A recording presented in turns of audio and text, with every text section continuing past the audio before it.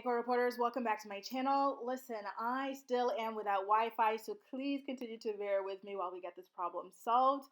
I just wanted to give you guys a heads up that Amber Portwood's, one of her biggest sympathizers, Maci Bookout, is planning to make her way to visit Amber in the midst of her fiance Gary's disappearance.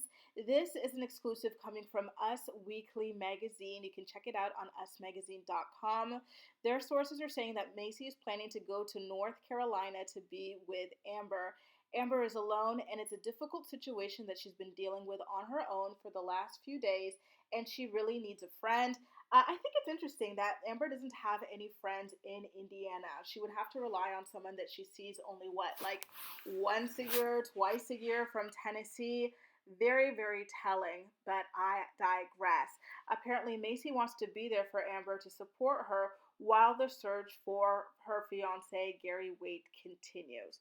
Listen, I think it's great, right? That like Maci as a friend wants to be supportive for Amber, but at the same time, I can't get the image of Maci and the rest of the Teen Mom clowns going to court to back up Amber as if she was the victim when she lost custody of yet another child after slashing through a door with a machete to get to the child and the child's father, who she was allegedly abusing, as she abusie.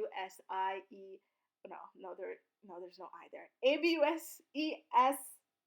Okay, I'll just say it. Abuses, right?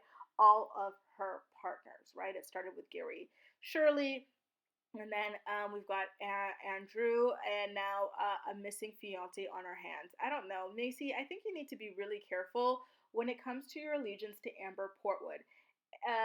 She's going through a difficult time right now, but who's to say that she has nothing to do with Gary's disappearance? If I were Maci and I knew and I had a friend who had a history of DV, first of all, I would no longer be friends with this person, right? But if I were to remain friends with this person, I would still be, and I was a public figure, I would be kind of like, maybe supportive in the background while waiting for the facts to come through instead of publicly being supportive. Because what's going to happen if we find out that Amber had something to do with Gary's disappearance and that you know what I mean? Like, it's not going to be a good look for Maci to have aligned herself with.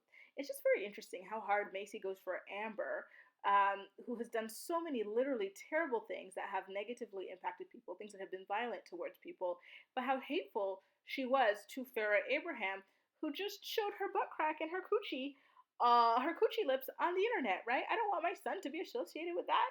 Blah, blah, blah, blah. Meanwhile, this is what you're defending. This is what you're supporting. This is what you are spending your time, money, and energy traveling out to be there for.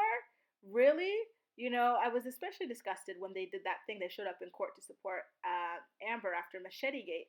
But listen, at this point, Amber has not been officially named a suspect. Okay, Amber is, as of right now, she doesn't.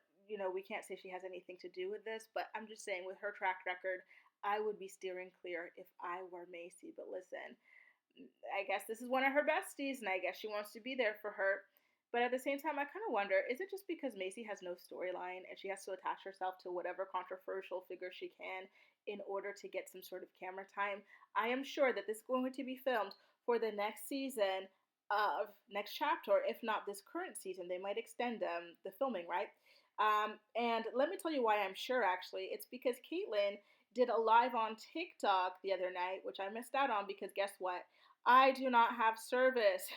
I do not have Wi-Fi. They gave me a hotspot. The hotspot doesn't even work in my building. Everything is blocked. Cell phone service, Wi-Fi, everything. But I did see when I was going out on my afternoon hot girl walk that Kate posted a story on her Instagram claiming that she did a live on TikTok talking about the situation with Amber's fiance and MTV asking her to talk about it. Quote, I did not mean anything bad about what I said. Actually, MTV has helped a ton with trying to help us and help the situation. What do you mean help us, Caitlyn? What do you have to do with this? This is between Amber and that guy, right? What do you mean help us? So please don't get that part twisted. We're all just wanting to find Gary alive and safe. Listen, I'm going to have to go and track down a recap or maybe a copy of Caitlyn's TikTok live because I missed it. Anyway, guys, let me know what you think about this entire saga in the comment section down below. Again, I really do hope that Gary is found safely, and I truly hope that DV did not play a part in his disappearance. It would be terrible to find out that yet another man fell victim to, a certain kung fu fighter.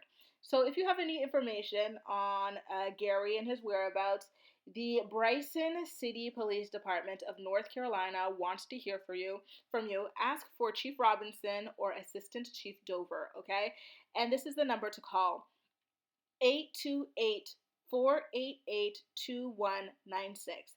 That's 828-488-2196 if you have any information on the disappearance of Gary Wayt. He's 39 years old, 6'1", 205 pounds, bald with brown eyes, last seen on the 9th on Arlington Avenue area of Bryson City, North Carolina, driving a gray SUV 2009 Nissan Rogue with Indiana State registration plate. Okay, you guys, take care and let me know how you feel about all of this. Do you think MTV has rolled the cameras and is going to capture Maci comforting Amber during this time?